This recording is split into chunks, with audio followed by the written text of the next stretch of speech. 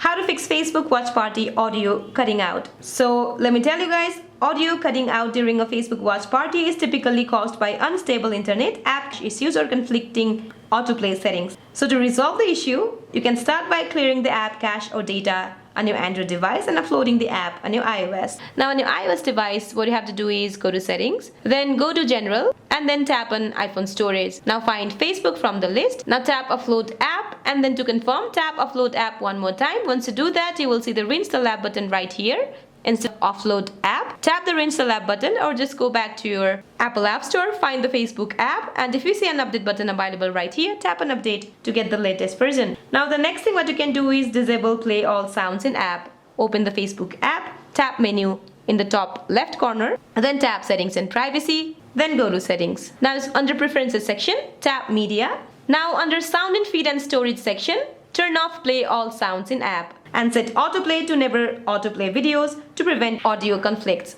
So that's it for this video guys. I hope this video is helpful. Please don't forget to like and subscribe. See you in my next video.